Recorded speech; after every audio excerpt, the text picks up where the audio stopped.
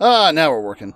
So anyway, welcome back to more Chaos Head Noah. This is, as stated, the 4th episode that I'm recording today.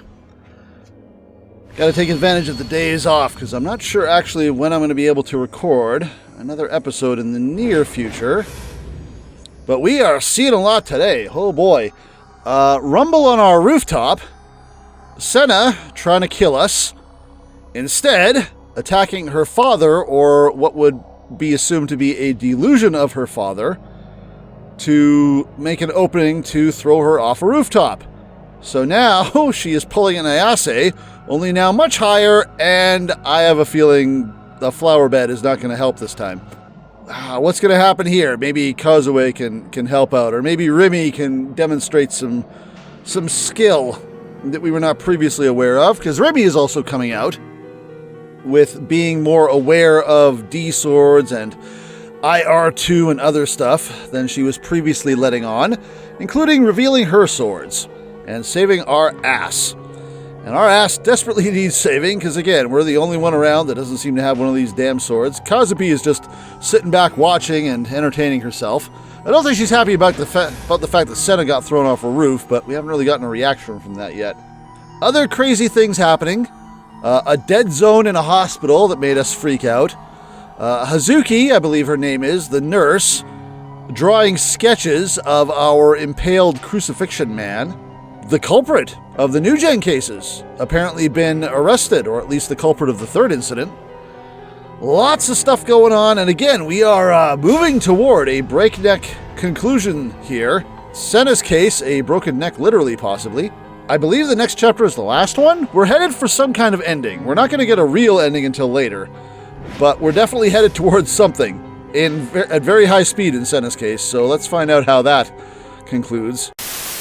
Boom goes the music. So we went from Takumi being almost murdered to Senna, protag switch, her attacking us and dealing with Remy, and then being distracted by her homeless bum of a father, or what might have been her homeless bum of a father.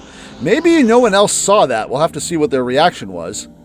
But now that Senna's been thrown off a rooftop, we're back to Takumi, unable to comprehend what the hell was going on. All I could do was watch as the scene unfolded. Senna had suddenly run to the edge of the roof, lost her balance for no reason I could see, and was about to plunge to the ground right this very second. Okay, so no one else saw her father. It was just a delusion, but brought on by who? Her body was about to disappear beyond the edge. Yeah, she just was about to kill us, then turned, ran for the edge, and jumped. She's gonna fall. I could only let out a whisper. I tightly closed my eyes.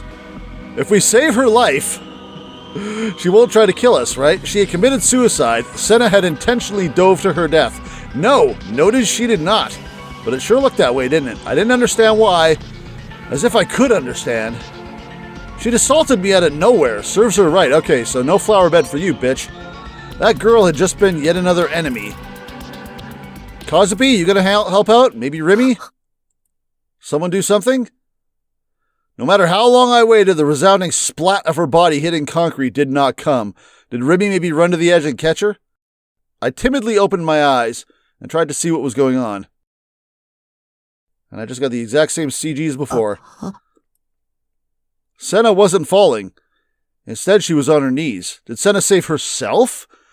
Oh, no, never mind. Remy stood right beside her. Because Senna can do the delusion thing, too. Maybe not to the degree that we can.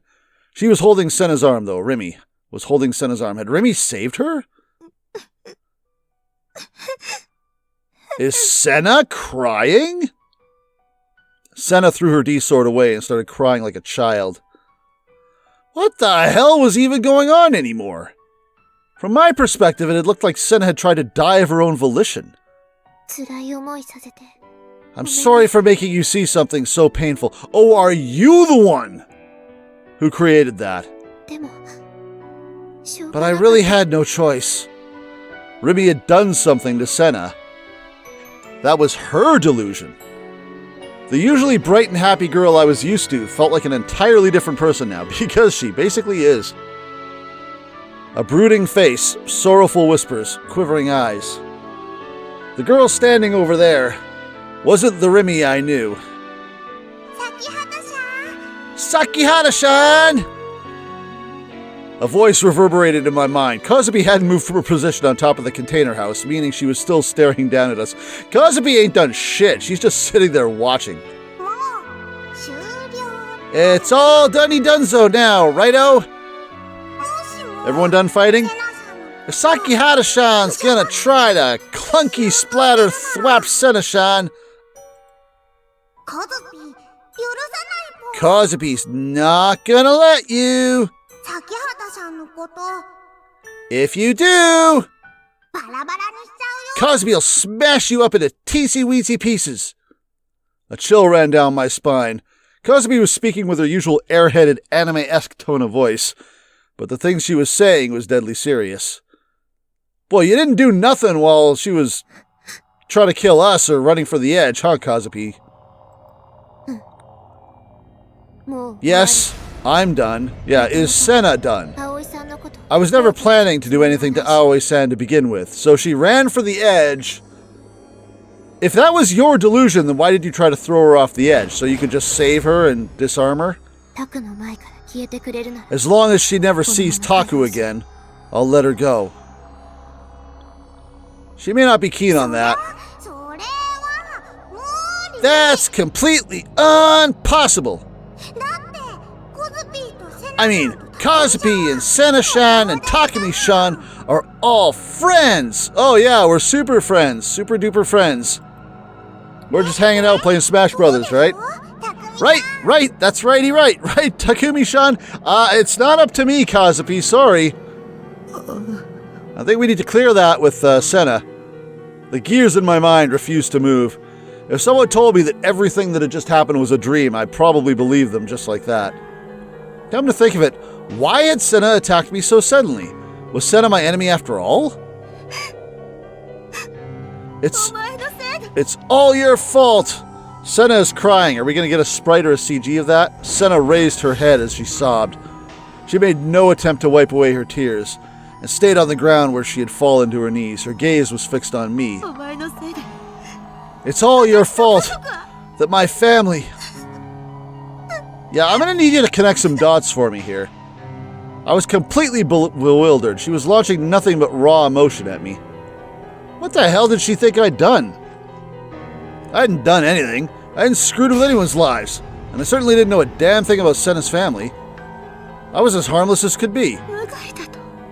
Harmless? Oh, did you hear that? She'd read my mind. Whoops. Even though the monster you created could destroy the entire world, you dare call yourself harmless? Again, I need some more dots connected here. Destroy the entire world? More Chudy shit again? I turned my gaze to Remy for help, but she had her back to us. She stared vacantly at the darkening sky. There's no point. Her figure, her voice... Was the sheer loneliness they gave off merely in my imagination? Taku doesn't know anything. With that statement, Remy spoke as if she knew everything there was to know. Cut the bullshit! The chaos infesting Shibuya right now. It all started with that formula. Formula? Don't say any more. He really doesn't know anything.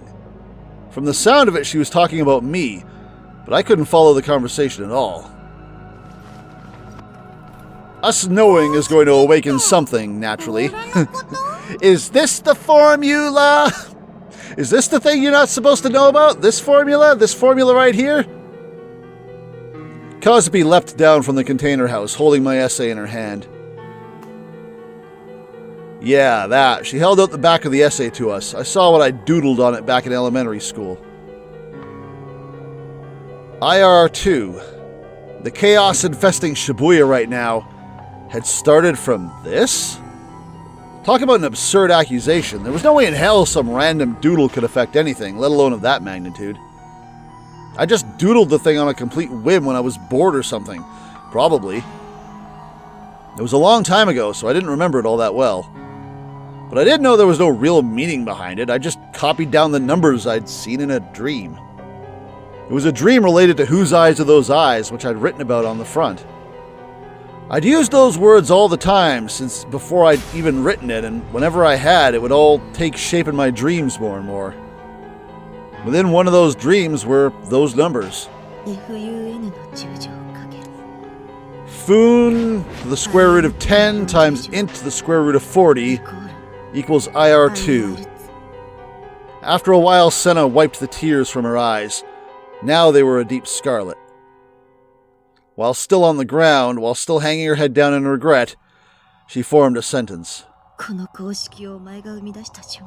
The moment you created that formula, the world diverged. Ah, we're back in Steins Gate. Also, does this mean that the dude is still somewhere and we're going to run into him?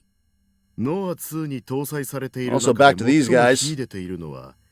You guys done shipping your Gero froggies? Is that what the Noah 2 is? The new froggies? What stands above all else within Noah 2 is a particular formula incorporated into the core system, the one we're talking about. Its solution has remained unknown throughout human history, even to this very day. One of the 7 Millennium Prize problems, yes? I know of these. The 7 still unsolved problems within the realm of mathematics, each with $1 million prize. I'm afraid you are incorrect. It is not among those 7. You see, in truth, there was a time when the Millennium Prize problems contained 8 problems. One was expunged before the rest were made public, which is how it has remained even as we stand here today. The equation incorporated into Noah 2, I take it. And the reasoning behind its expungement? The possibility within to shower the world in calamity, most notably. Just what manner of formula is this? Something to do with quantum physics, then? It is a resonance phenomenon which speculates on electromagnetic forces within the fundamental interactions. That is what the formula conveys.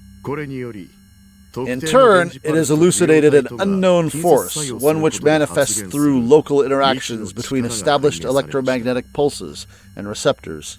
Through this one formula, the accumulated research and development on silent weapons, all the efforts of every nation over the past 30 years, would become obsolete in a mere instant. Whoever finds the solution to that question, why, they would be akin to God himself. Is that what we wrote down? Is that what you have accomplished, then? It was found in a most mysterious place, the scribblings of a child, if you can believe such a thing. Aha! IR2. Within this formula, the hardware of Noah 2 has obtained the ability to rival God himself. All that remains is to gather code samples of Gigalomaniacs for usage within the software. With the full-scale operation of Noah 2, all that we desire will be made real. Oh, how I wish Einstein were alive today. I hear he was a Gigalomaniac of tremendous power. Einstein was a Gigalomaniac? Okay. What does Einstein's story look like? Rather than speculation, how fares the current situation? Is it not said that the world's number of Gigalomaniacs is few? How could we hope to succeed under such circumstances? The samples of 5 people have already been secured. So they said that they had 4 and they needed a 5th. Was Ayase the 5th? No, they would have had Ayase's already. She was in a mental institution for like 5 years. Maybe the 5th sample is in Nanami's hand? That'll be the 5th sample. I don't know. Be curious to see who these all are. An adequate number for the operation of Noah 2, it seems. Splendid indeed. However, within each and every additional sample, the abilities of Noah 2 will rise. And in particular, there is a Gigalomaniac boy whose sample I have much interest in harvesting, no matter what the cost may be. So they don't have our sample. Okay, Senna speculated that we had been gathered, but not yet.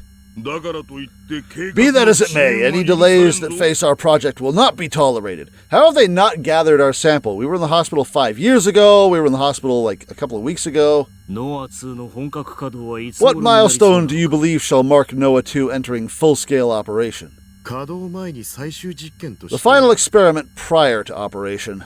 The third melt, carried out by myself. So I'm guessing these melts correspond with earthquakes, because we've had 2 of those. So the next one is going to be enormous. Do you plan to induce another earthquake? Yeah, exactly. What of its estimated scale? It is anticipated to be on the same level as the Great Kanto earthquake. The Great Kanto earthquake? Did that not have a magnitude of 7.9? Yeah, okay, this will be a big one. With modern-day building code and seismic isolation levels in mind, the city will sustain nowhere near as much damage as it once would. Even so, also I seem to remember that CG at the beginning, when Remy basically was supposedly killing us, and there was an earthquake there. That was quite a bit of devastation, so I have a feeling that that's going to be an ending in some way. But the number of casualties will certainly dwarf that of the first 2, will it not?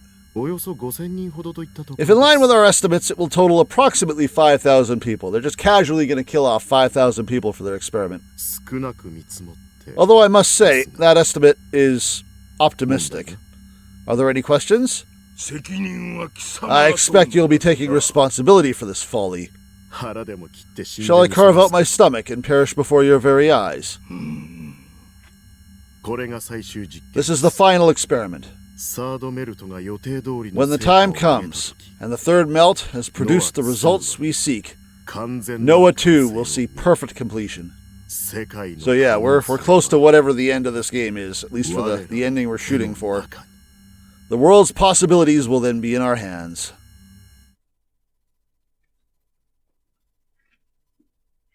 I'm guessing that guy, he's the guy we saw in the office that I forget the name of. Alright, Senna, you settled down yet? The moment you created that formula, the world diverged. Okay, Rintaro. Diverged? What, like with routes? This wasn't an eroge. No, it's a visual novel. Taku. Let's just go. There's no point listening to this. Remy pulled on my hand, pleading me to go inside my room. Her demeanor oozed feelings of desperation. Remy was afraid of something. Everything Aoi-san is saying is a complete and utter lie. You're the liar here. Aoi-san, just get out of here already. Never come near Taku again. Who should I believe? Do I get a branch? Why are you getting so mad over just a random formula? Do you really not know anything? This is what we've been saying. Think about how Einstein authored E=mc squared. Through simply creating that formula, a future where nuclear weapons are developed was born. The IR2 you created is the same as E=mc squared. No, it has an even bigger effect on the world. Not if it's not published. We just scribbled it. IR2 made silent weapons a reality. Silent weapons? Mind reading, visual projection, and control over the 5 senses. Wasn't that the patented technology Seta had told me about before? The one that she was investigating? Soon, Gigalomaniacs won't be something special. No, they won't even be considered abnormal. Thanks to the device made based on IR2, in the future anyone will freely be able to use this abhorrent power. Of course, before that can happen, it'll likely be monopolized by a number of shitbags who'll then brainwash the masses into livestock, mindless sheep completely unaware of their oppressors. How would I have known all this? Go on and on about this shit till the end of time. It still wouldn't change the fact that I didn't know anything. Even if Senna was speaking the truth, I never would have intentionally tried to make something so horrifying. Not in a billion years. It was just a doodle made by a kid. I hadn't done anything wrong. Kazubi's just like, wowie zowie. If so, if really so, I am 2 is... not I am 2, IR2. Yeah, IR2. It's something that explains the powers of Gigalomaniacs, all sparkly warkly, just like that. The things that oldie moldy guy said were all truly true after allsies. I mean, he said the most important thing was the boy who created Whose Eyes Are Those Eyes? Yeah, are we going to get back on this? Because again, that's Senna's father. Also, how does Remy know that to create the delusion in the first place? We need to find this guy. And that boy was Takumi-san all along! Kazubi spoke in a carefree tone. I would never be able to act as innocent as she could. Just like me, Remy also showed no signs of answering. Senna, meanwhile, opened her eyes wide and raised her head with a start. Yeah, did you pick up on that? She rose to her feet, staggering. Why was her footing so unsteady? Did it have something to do with what Remy had done to her earlier? Kozue. What did you just say? Yeah, exactly. Uppi? Senna drew closer to the puzzled girl, pressing her for answers. Who exactly is this oldie moldy guy? Well, it's the person that taught Kazubi about how precious D-swords are. The first person Kazubi talked to when Kazubi came to Tokyo. When Kazubi thinks back on it, he wore an icky outfit that made Kazubi want to pinch her nose, and he was holding a sign with something really weird written on it. The world is ending, or something like that. So yeah, no one else saw the delusion that Senna saw, so Kazubi doesn't realize that it's the same guy. But again, does Remy know and she intentionally used that imagery, or did she just pull something out of Senna's head to distract her? We don't know how this works. What? Why didn't you tell me about this sooner? But Kazubi's telling about it the second Kazubi remembered. It's him. I finally found him. You know for a fact it's him from that description, eh? That was a pretty shit description, I gotta tell you. Me, Remy, and Kazubi, the three of us, unable to understand what Senna meant, could only watch with confusion as Senna's blood-curdling demeanor boiled and bubbled. You haven't found him yet. Finally, I can kill that bastard. Well, Remy must know a thing or two, because she's the one that set you off on that delusion. Fade to a black screen. Uh-oh. There had once been a certain experiment. But it was an experiment she had known nothing of. Are we getting Senna backstory here? I'm going to say yes. She was a perfectly ordinary housewife and had been blessed with a second child in her womb before turning 40. Senna's another one with a sister? All these mysterious sisters. No, perhaps perfectly ordinary might not have fit her quite so well. After all, her eldest daughter was already old enough to enter high school, a 15-year gap from the second child. She had been slightly worried that her eldest daughter, adolescent that she was, would oppose the pregnancy. However, the exact opposite proved to be true. Her daughter's heart sang when she heard the news. Her husband, an established scientist, often lost himself in his research and faith, and rarely ever came home to his family, but when he was home, he always did his best to be a good husband and father. So this is going to be the homeless guy, lost in his research and faith.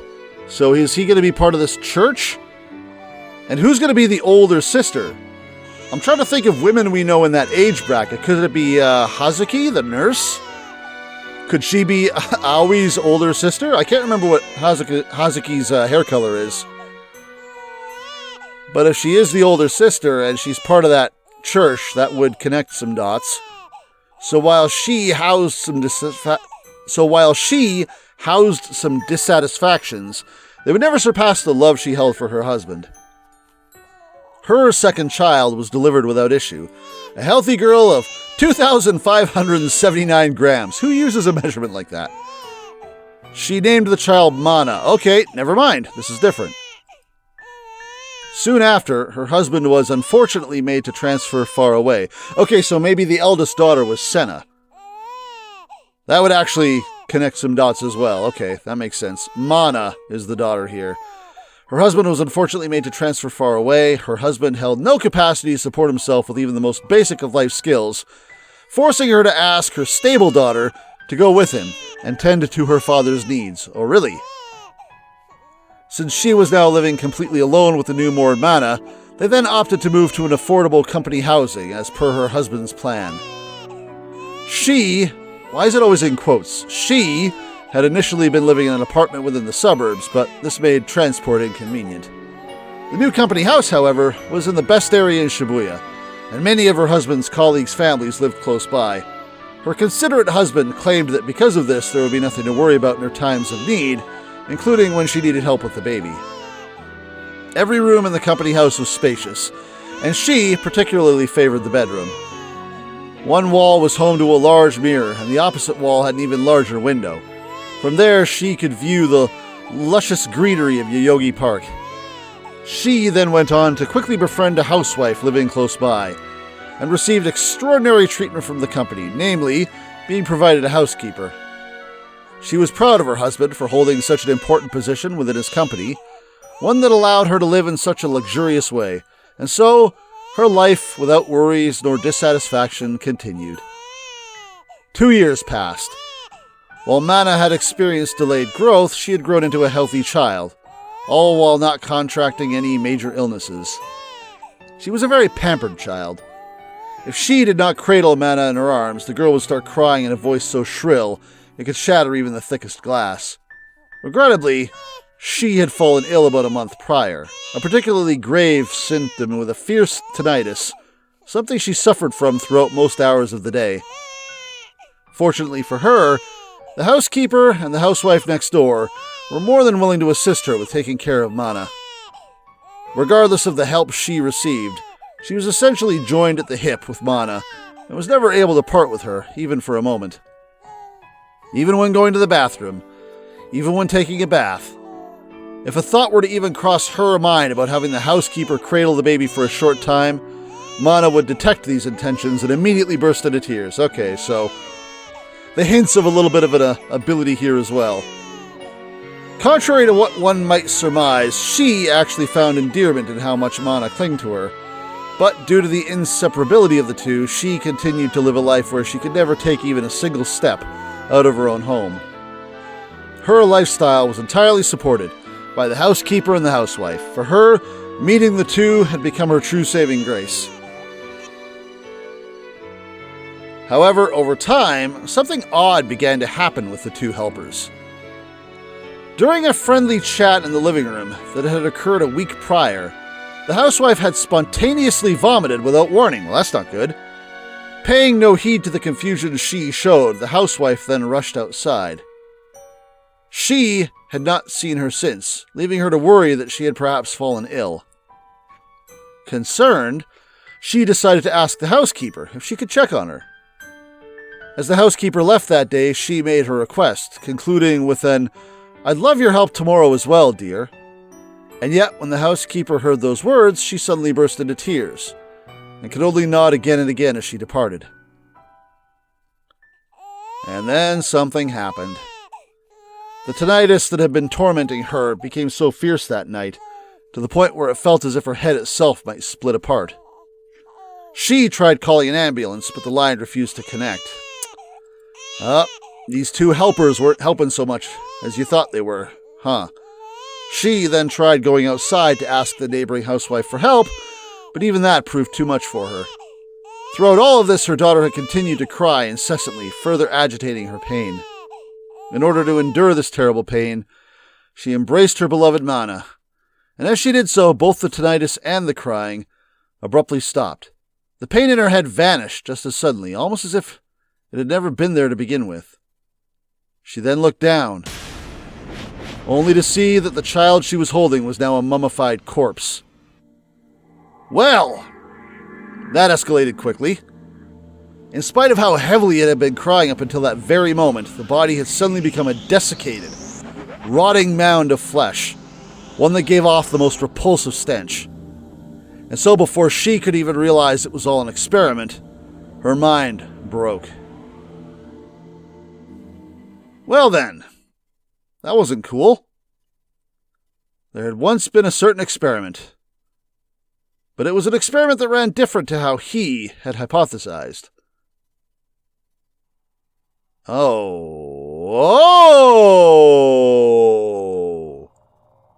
Interesting.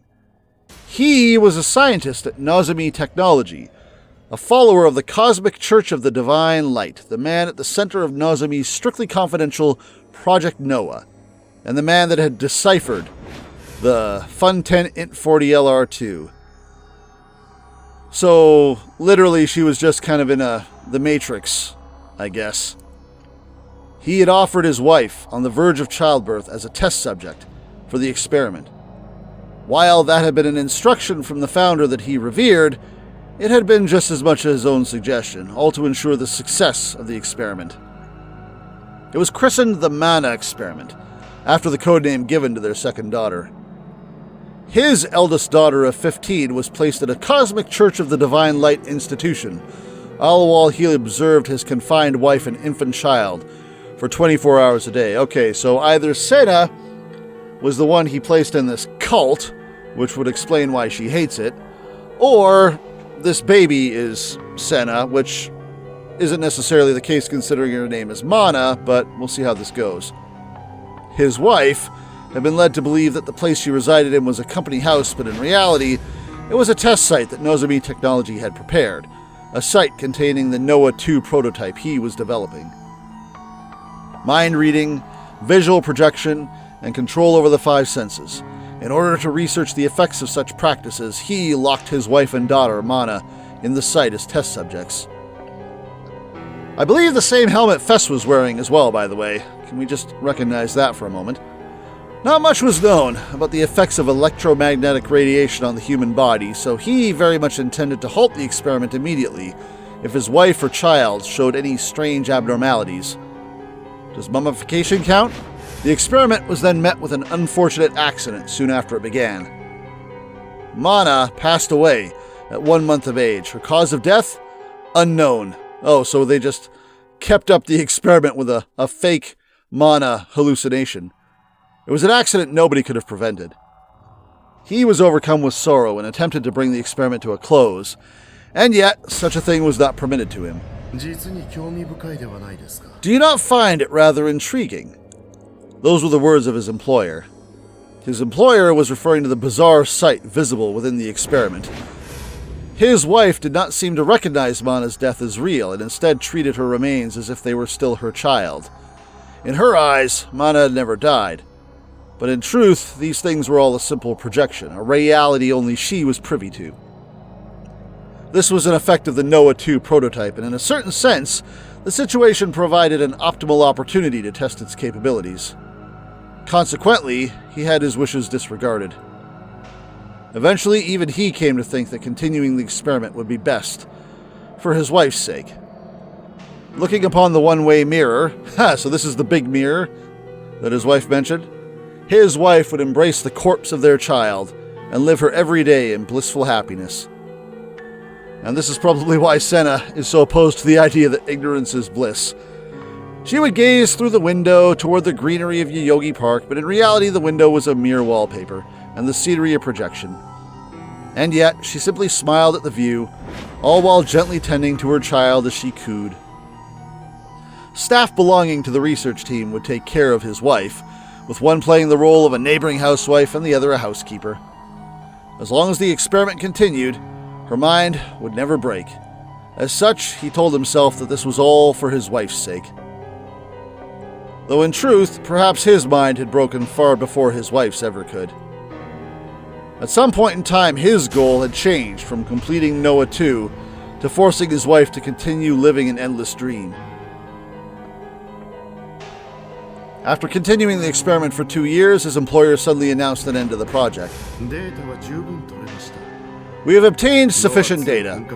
Noah 2 will soon begin full operation, meaning there is little point in continuing this experiment further. Well, that's one point of view. He, of course, vehemently opposed to this, his desperation evident, and yet this passion had him branded a traitor, and he was subsequently removed from the project. As a gesture of kindness, he was permitted to be present at the test site on the final day of the experiment, albeit within restraints. And with him, his daughter, of whom he had not seen across those full 2 years, was forced to be present. So Senna was sent off to this cult, and then got to come back and see this. So no wonder she's constantly pissed. A look of bewilderment rose to her face when she noticed him. Hi, Senna. Dad? What's going on? What did you do to Mom? What the? What is Mom hugging? Oh, it's just a mummified corpse. It's fine. Okay, we wondered why Senna, what sort of background she'd have gone through to make her crazy enough to generate a D-sword. Well, yeah, here we go. He was unable to answer. His guilt over what he had done prevented him from looking his daughter in the eye. Meanwhile, the start of a ghastly ritual was drawing near. The housewife had long since become unable to endure Amana's rotting stench, and the housekeeper, that's why she threw up, and the housekeeper had left the test site in tears in response to his wife's words. Yeah, it must be, quite the stake of it. Yep, thus the equipment was stopped. The dream ended. Boy, that was rude. And his wife broke. You couldn't have just taken the thing away first and then had a little sit down with her. No, you just had to turn off the equipment while she was still holding her dead baby's body. That's real classy, guys. Good job. In her eyes, what was once her child has suddenly transformed into a mummy. A sight that brought her to scratch at her scalp, tear out her hair, dig her fingernails into the flesh of her face, and then begin to ravenously devour the desiccated body of her own child. Okay, that went a little far. That doesn't seem quite right. Through every tear of flesh, she continued to laugh maniacally, banging her head against the wall. Before eventually she took a kitchen knife, drove the blade into her own eyes, and died right where she stood. Hey, Senna, aren't you glad we brought you back from camp to watch this? The daughter cried and screamed as she watched her mother's horrific end from beyond the one-way mirror. Yeah, this could have been handled a little better, guys. Like in literally any other way possible.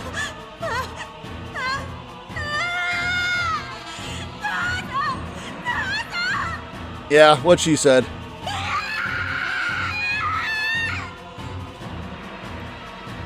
His daughter was then taken away by 2 researchers, with one taking hold of each arm. He was not even granted the opportunity to pursue his only remaining relative. Oh, don't worry, she starts pursuing you. I'm sorry. I'm so sorry. Yeah, that may not cut it, buddy. He blamed himself for everything, believing he had reaped what he himself had sowed. Regardless of his reasons, when he had resolved to continue the experiment 2 years ago, it had been obvious how things would end. Mere days after bearing witness to his wife's death, he vanished. And now, nary a soul knew of his current whereabouts. We know where he is. We keep seeing him in the park and sitting by the stairs with his stupid sign. Are we now hunting him down? After everything had settled, Senna had gone on to interrogate Kazupi about something with bloodshot eyes, and then after doing that for a bit, she ran off somewhere on her own.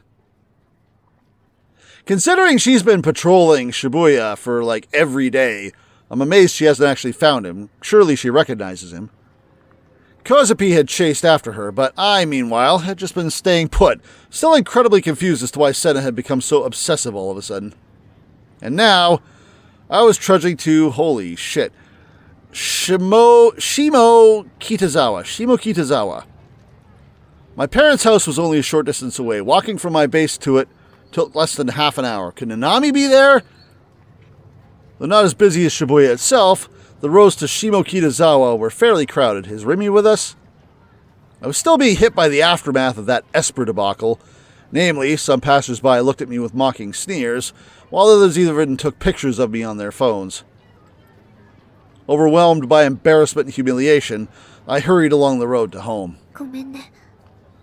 I'm sorry. Well, Remy is here. Remy's eyes were pointed to the ground as she said that.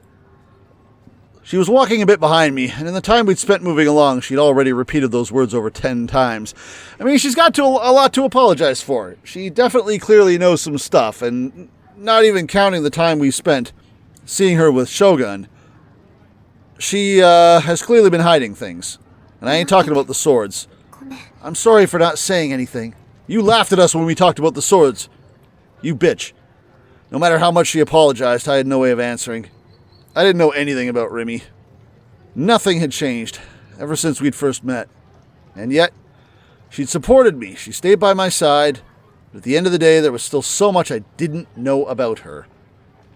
Even so, I'd always brush that issue out of my mind. Perhaps it was because something in me knew that she wouldn't stay with me if I knew the truth. And that terrified me.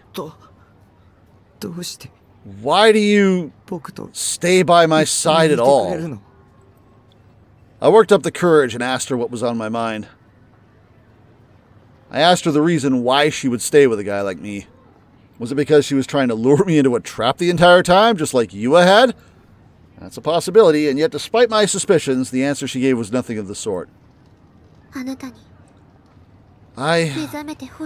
didn't want you to awaken. Yeah, this is, we've heard this before, so I think she's being honest here, but I would appreciate some elaboration. I wanted you to live a normal life. Actually, didn't Shogun want us to awaken? Didn't he specifically say when we saw him in Shibuya Scramble, you need to awaken?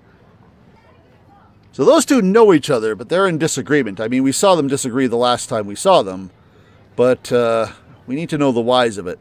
I wanted you to live a normal life. Do I look like I'm living a normal life? Mission failed already. Didn't want me to awaken, like as a gigalomaniac? But I want a cool sword. Remy knew more about me than I did. Who the hell are you exactly?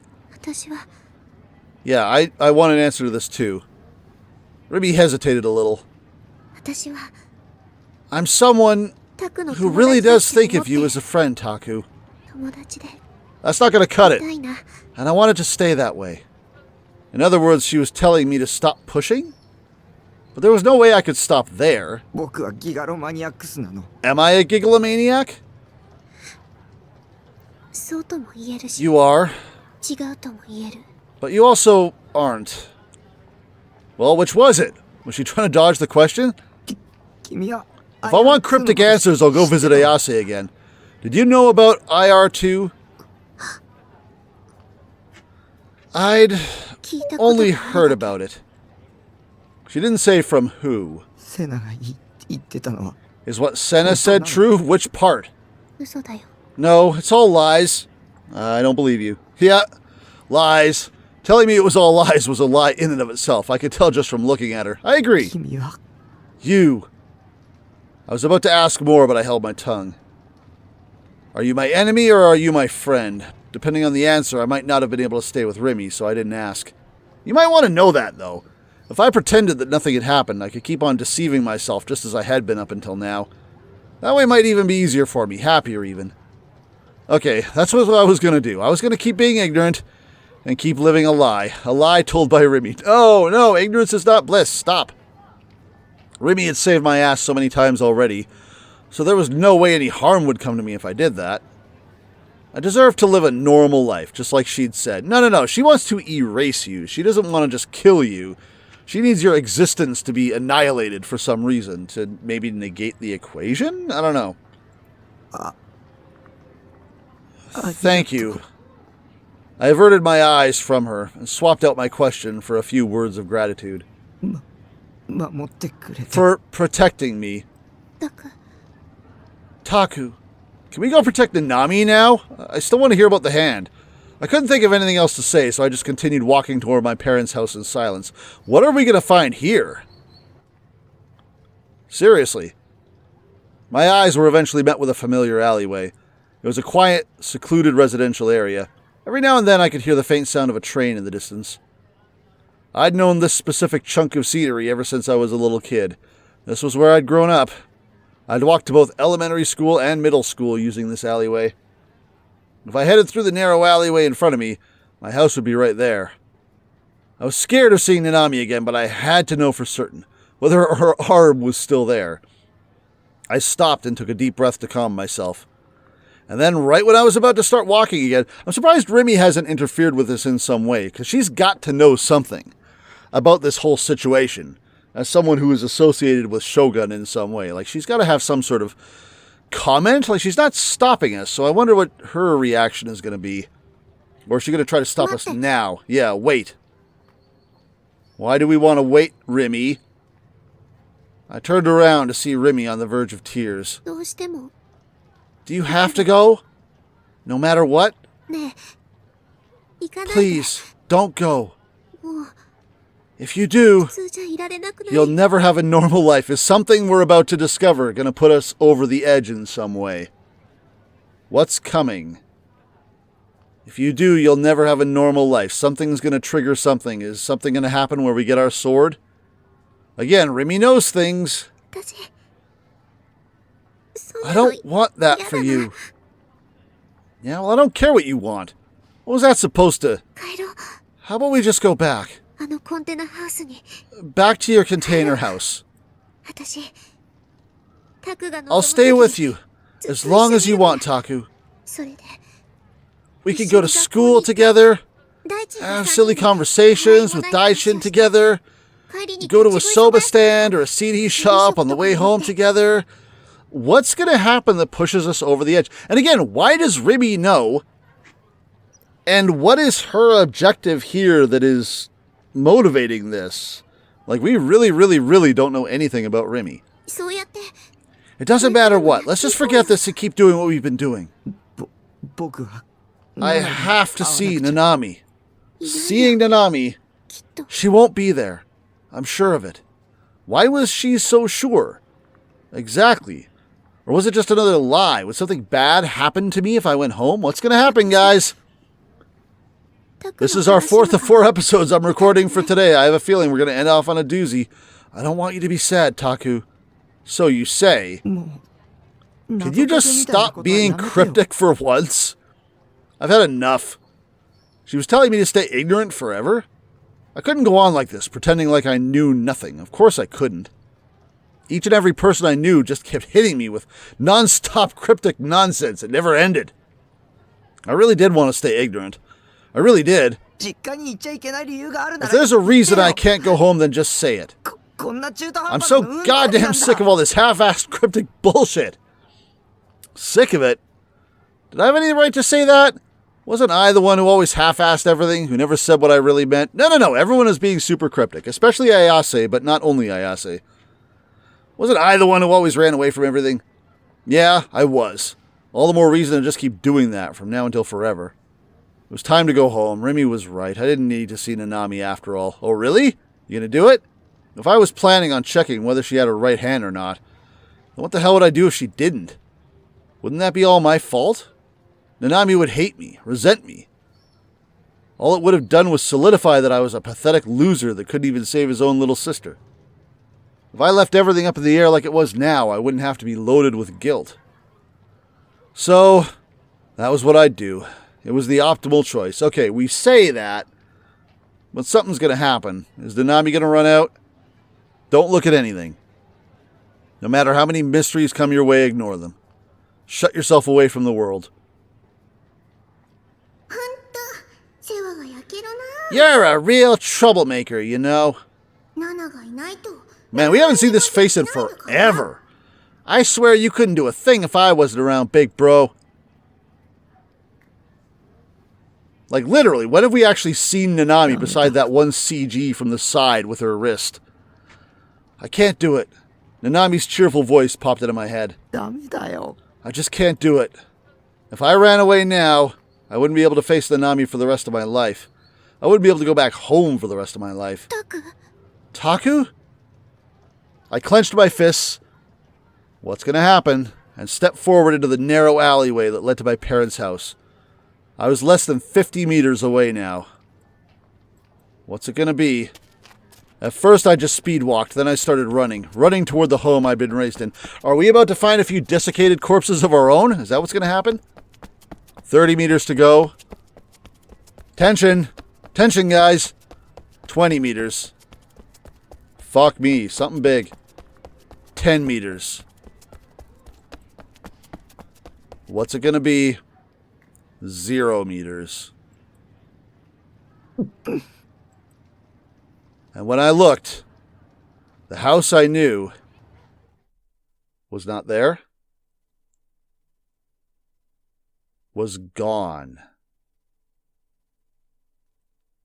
Well then. What? The name on the doorplate was wrong. It wasn't Nishiju. In fact, the entire shape of the house was wrong. It was far newer and nicer than the home I'd lived in. I looked around. I wondered if I'd mistaken one of the neighboring houses for mine. But I hadn't. Actually, none of the surrounding scenery lined up with my memories. I considered that maybe I'd gotten lost or taken the wrong alley, but there was no way that could have happened. I'd recognized the entire route until now. I knew for a fact I remembered the route. But my home wasn't at the end of it. After taking the path from my memories, the scenery that should have been there hadn't appeared, and a completely unfamiliar one had instead. Jamais vu. We had this explained to us in a comment on, I think, the second or third or fourth episode. Thank you again, Melty-chan. What should have been a familiar place felt like I was setting foot in it for the first time, so the opposite of deja vu. Instead of feeling like you've done this before, feeling familiarity in something that hasn't happened before, instead you feel a sense of unfamiliarity in something that should be familiar. It's jamais vu. No, it's not. Remy stood right behind me. She had denied my words immediately. So what of our memories are false? Like, in this world? What this world? Are we from another world?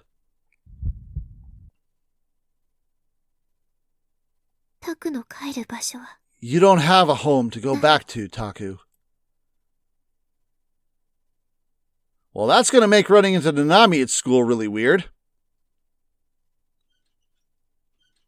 What the F is going on? Like, seriously, question after question. There better be an amazing payoff for this. If there are giant plot holes, I'm going to be pissed. The sunset illuminated the lone corridor of the hospital. Is this going to be the old dude who was screaming for Ami-chan? The lights were not turned on in this short period before night, rendering it fairly dim. The clamor of dinner time from before had calmed, and an eerie silence descended in its place. Oh, never mind, we're Shogun. Shogun was slowly traveling down the corridor in his wheelchair. The creaking of the wheels echoed throughout the empty hall. Many nurses passed by him, but none spoke to him, nor even so much as glanced his way. Acting as though this was perfectly normal, Shogun continued to spin the wheels with his hands, emaciated skin and bone as they were. Oh, there's the old guy. When he passed in front of one of the rooms, a male patient known as Yamai called out to him. He pointed at him with his index finger, sounding a frantic cry. Oh, we're Ami-chan, or Shogun is. What the hell? It's Ami-chan! Together with Yamai, the nurse had a face of complete befuddlement. Look! Ami-chan's back! They went outside again! That's not allowed! Not allowed! There's nobody there, silly. The nurse looked around, then looked at the man with a forced smile on her face. Despite the fact that Shogun was passing through the corridor right before her very eyes, the nurse spoke as if there was no one there at all. Oh, Yamai-san, are you trying to tease me again? Well, unfortunately for you, I won't let you trick me this time. Ami-chan! Ami-chan! Raomi-chan! Taomi-chan!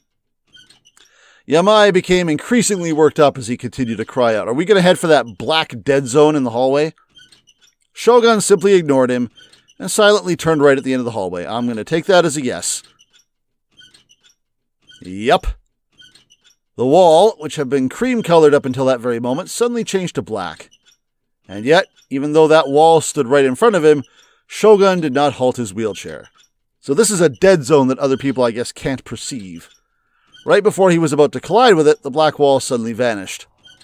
It, quite literally, had vanished. After the wall disappeared, a hidden corridor appeared from beyond its past reign. Shogun continued straight through it. He traveled another 20 meters before finally reaching a true dead end. At that dead end was a lone door to a hospital room. Shogun opened the door and headed inside. It was the Phantom Hospital Room, the ghost story whispered about for many years, the tale of a room nobody knew of. So I kind of figured this was going to be the case. It was hidden behind a delusion so that other people couldn't perceive it. And the person hospitalized within it, the name written upon the nameplate, oh, it's going to be ours, isn't it? Takumi? Yep, Nishiju Takumi. Well, that's a chapter finished. Gigalomaniac. Chapter 9. We're on the subway with Bon and Yua, and I believe this is the last episode, or the last chapter. Well, it's definitely not the last episode, but you know what? I'm going to call it the end of the episode, because we're pretty close to the 1 hour mark. And I feel like that's a good place after that little revelation. So, is Takumi himself a delusion? Like, what is he?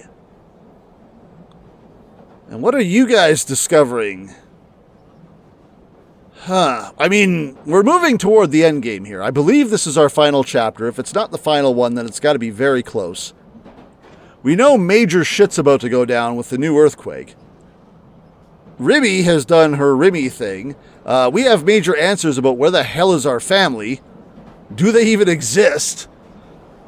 What the F is going... Poor Takumi's mind is going to snap. Ayase was talking about how he's going to suffer more. And he's like, how could I possibly suffer more than I already have? I mean, his entire world is being torn apart at this point.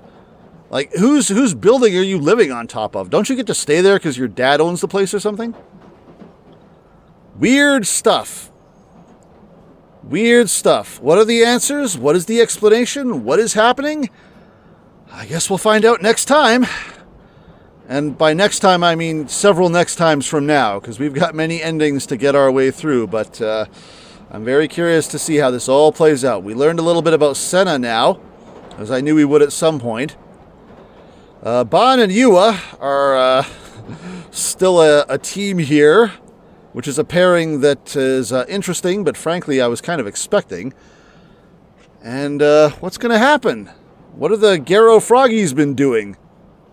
What sort of big final battle are we going to be seeing and stuff? And I don't even know. I'm just rambling at this point. I'm trying to stretch this out to an hour. It's an hour now. It's an hour and 5 seconds. Okay, we're good. I can end the episode. Whatever. I don't care what time it is. I'm just saying. Yeah. Stuff be going down. I said at the end of the last episode, I got nothing. I got nothing. I got nothing. What's happening? I got nothing. I got nothing. We're going to find out together. I hope to see you next episode. Take care. It is time I shut this down and got something to eat. Later. Bye-bye.